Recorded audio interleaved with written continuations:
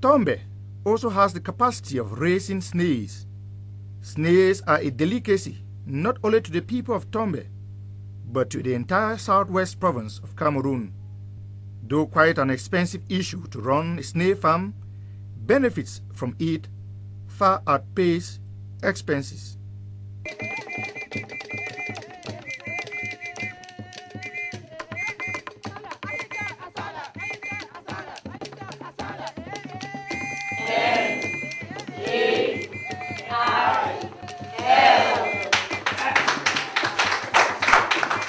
From Tombe, WWF Swedish authorities made a stopover at Lum, where they visited a cane rat farm.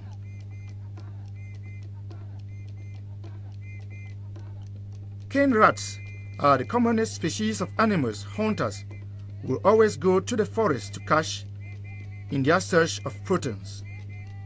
And when they cannot find these animals, protected species could be hunted. There are more than 800 cane rats in this farm.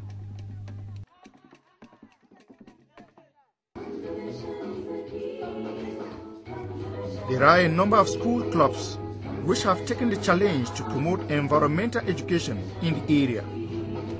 These clubs, like the government bilingual secondary school Ndum Masundem, are funded by WWF Sweden through the Costal Forests Programme Cameroon.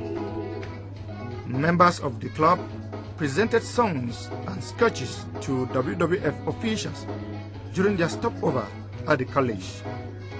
From Government Bilingual Secondary School Ndum Masundem, the officials traveled to Government School Ngusi. Here too, environmental education activities are highlighted through sketches.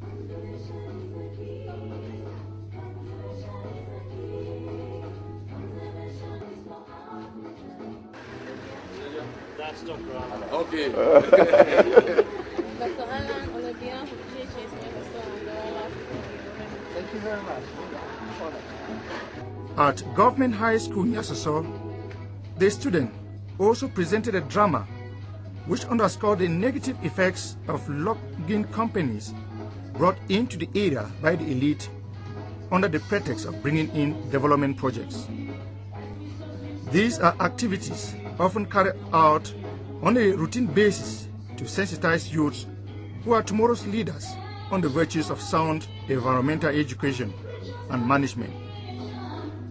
On their part, WWF Swedish officials encourage the students to redouble their efforts in environmental education and offer them financial assistance to promote their activities.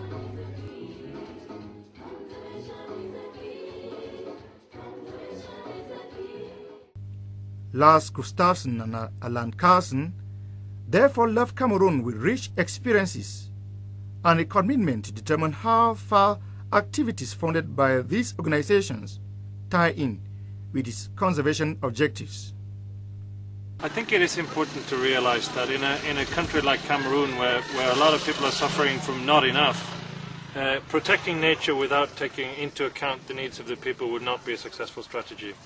We've seen 4 or 5 really innovative projects the last couple of days.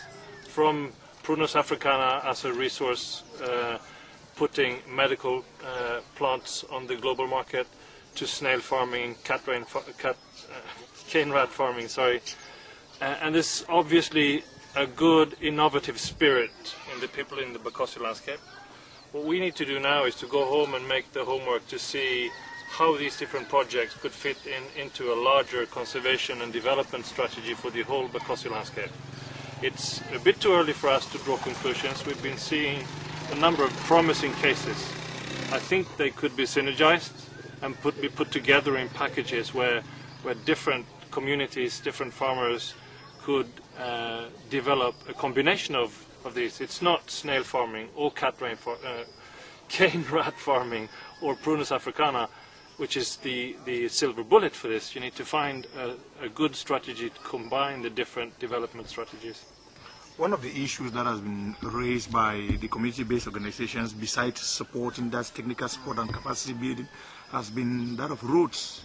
You've seen for yourself that it's difficult to evacuate farm produce, and once we have these plantains getting rotten every day, they will always rush back to the forest. Does WWF has anything to do in that direction with regards to roads? We have no investment currently in infrastructure like roads in Cameroon. Clearly, development of a country is the responsibility for many different partners. I think the expertise on the global level for WWF is not road construction, but nature conservation.